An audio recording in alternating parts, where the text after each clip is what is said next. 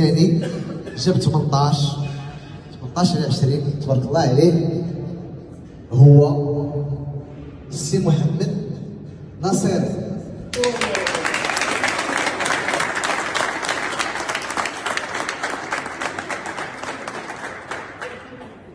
هذا غادي يمثل ان شاء الله مدينه فاس في النهائي ديال الدار البيضاء. وقدر كاع يكون شوف ايات البينات مرحبا بهم في كل وقيته.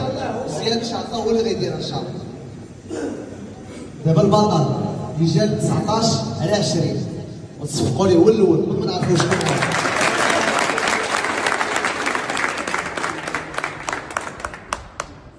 البطل ديال المرحله ديال فاس اللي كان عنده اجابات 19 على 20 يعني هي وحده اللي زعقات ليه السي حسن بهديوي.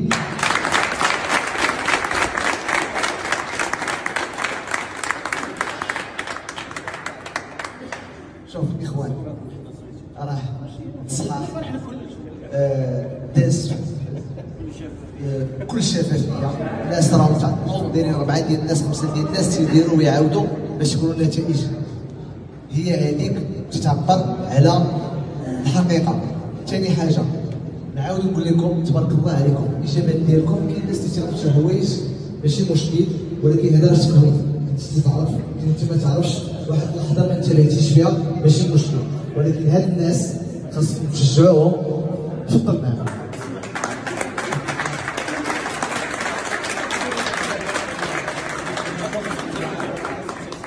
شوف واحد المعلومات يلاه جبنا دابا من عند الامريكان. تبارك الله على الفائز ديالنا. لا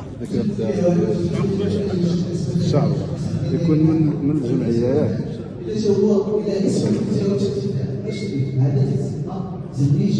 تيبان صغير؟ لا مكبر.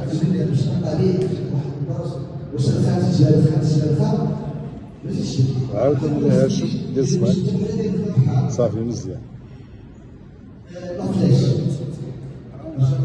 إذا كان طفلش في الظهر ديال السنيش تباع هذا القانون شنو كنقول ما كانش خاصك تباع شي حاجه. علاش؟ الكارو بريستيج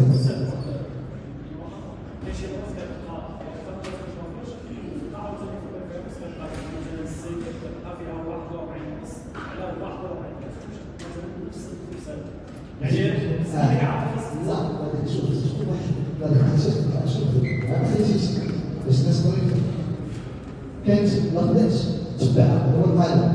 اعتبر القانون ما كانش واخد كاين بالجيبه ما يشربش. شنو نقول لك انا تباع شي حاجه انت سياسه تقدر شوف القانون اللوغو ديال سوبر ساو تباع لي هذا الشيء. علاش؟ كيف كانوا نهضر مع هذا باش تشوف ملي تيجي هذا المشكل ديال انه ما تقدرش تطبق 100% ولا 99.8 واحد 6.2 علاش يديروا لي ما فلاش الشيء اللي خارج كاين